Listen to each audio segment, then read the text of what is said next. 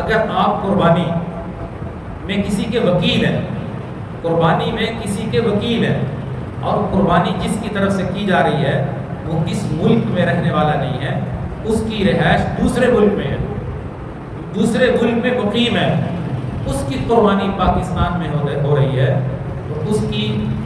تین صورتیں ہیں، تینوں صورتوں کو اچھی طرح سمجھنا چاہیے تاکہ کسی کی قربانی خراب نہ ہو۔ یہ ہمارے معاشرے میں کثرت سے اس طرح کی قربانیاں ہو رہی ہیں کہ بیرون ممالک میں رہائش پذیر رشتہ دار عزیز و اقارب اپنی قربانیاں پاکستان میں کرتے ہیں۔ ہر سال یہ بات اس لیے سمجھاتے ہیں کہ قربانی خراب نہ ہو، کسی کی تفصیل سے بات سمجھائی جاتی ہے۔ اب اس سال بعض ممالک میں عید پاکستان کے برابر ہے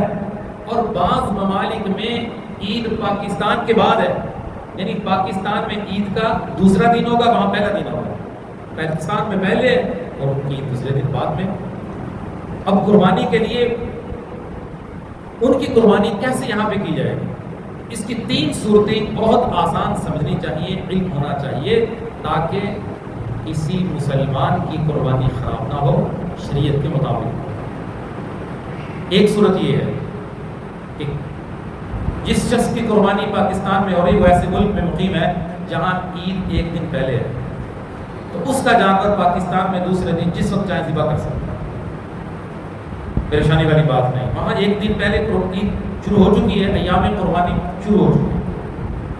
ضابطہ یہ ہے کہ جہاں جانور موجود ہے اور جہاں پہ جس کی طرف یہ جانور کیا جا رہا ہے وہ شخص موجود ہے،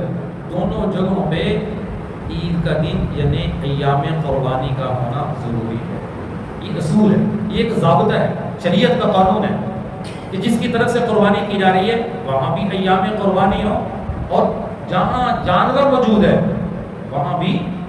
ایام قربانی، یہ اصول ہے۔ اس اصول کو مد نظر رکھتے ہوئے قربانی کی جائے گی۔ تو جہاں ایک دن پہلے ہو چکی ہے، عید کا آغاز ہو چکا ہے، پاکستان میں دوسرے دن عید ہے، تو اس کی قربانی جب چاہیں ذبح کریں۔ اور بعض ممالک میں ایسے ہے کہ وہاں بھی عید اور پاکستان میں عید اکٹھی ہے، جیسا کہ برطانیہ کے اندر، سعودیہ کے اندر۔ اس سال جو عید ہے ہماری پاکستان کے مطابق، پاکستان میں بھی 27 مئی بروز بدھ کو عید الاضحیٰ ہے اور وہاں بھی 27 مئی بروز بدھ کو عید ہے۔ اب وہاں پہ مقیم شخص کی قربانی یہاں پہ پہلے دن اس وقت ذبح کی جائے گی جب وہاں پر صبح صادق ہو چکی ہے، قربانی کا دن شروع ہو چکا ہو۔ برطانیہ چونکہ ہم سے 5 گھنٹے پیچھے ہے،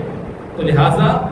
اس کا جانور پاکستان میں جو وہاں پہ شخص مقیم ہے اس کی قربانی یہاں پہ ہو رہی ہے، انتظار کیا جائے، فوراً نماز عید کے بعد اس کا جانور نہ ذبح کیا جائے، اس لیے کہ وہ 5 گھنٹے پیچھے ہے، وہاں صبح صادق نہیں ہوئی۔ ان سے پوچھا جائے آپ کی صبح صادق پاکستان ٹائم کے مطابق کتنے بجے ہو رہی ہے؟ جب وہاں پہ صبح صادق ہو جائے، پاکستان کے 9 بج رہے ہوں، پاکستان میں 10 بج رہے ہوں، پھر اس کا جانور ذبح کیا جائے تاکہ وہاں بھی ایام قربانی شروع ہو جائے۔ اس بات کا خیال رکھیں گے۔ اور بعض ممالک جیسے کہ ساؤتھ افریقہ میں اس سال کیا ہوا ہے، ان کی قربانی کا دن ہم سے دوسرے دن ہے، پاکستان میں قربانی کا دوسرا دن ان کا پہلا دن ہے، وہاں پر عید الاضحیٰ جمعرات کو ہے، بدھ کو نہیں ہے، پاکستان میں پہلے ہے اور ان کی عید بعد میں ہے، وہاں چاند نظر نہیں آیا تھا، اس لیے وہاں عید کا دن جمعرات سے شروع ہوگا اور یہاں بدھ سے۔ تو اگر ساؤتھ افریقہ میں مقیم شخص کی قربانی پاکستان میں کرنی ہے تو پہلے دن ذبح نہیں کی جا سکتی کیونکہ وہاں ایام قربانی شروع نہیں ہوئی، دوسرے دن کی جائیں گی جمعرات کو،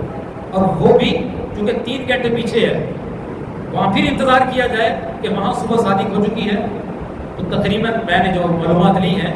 پاکستان میں جب 9 بجتے ہیں وہاں صبح صادق ہوتی ہے، ساؤتھ افریقہ میں فجر کی نماز وہاں پہ 6 سوا 6 بجے، تو پاکستان میں وہاں کے مقیم شخص کی قربانی 9 بجے تقریباً کی جائے تو پھر اس کی قربانی ادا ہو۔ یہ ہیں 3 صورتیں جن کا خیال رکھا جائے اور لوگوں کی قربانی خراب نہ کی جائے۔ یہ معاملات وہاں پہ خراب ہو رہے ہیں جہاں پہ اجتماعی قربانیاں ہو رہی ہیں، جس سے ڈالے جا رہے ہیں کثرت سے، وہاں پہ اجتماعی قربانی ہے اور وہ لوگ بعض ان مسائل سے غافل ہیں، جبکہ انہیں چاہیے کہ آنے والے سے پوچھیں کہ یہ قربانی کس کی طرف سے ہے، یا جس شخص کی طرف سے یہ قربانی ہے وہ پاکستان میں رہنے والا ہے، یہ بیرون ملک میں رہنے والا ہے، اور بیرون ملک میں جب رہنے والا ہے تو وہاں عید کب شروع ہو رہی ہے؟ اس کی تحقیق، اس کا اہتمام ضروری ہے، مگر نہ قربانی خراب ہوگی، قربانی ادا نہیں ہوگی۔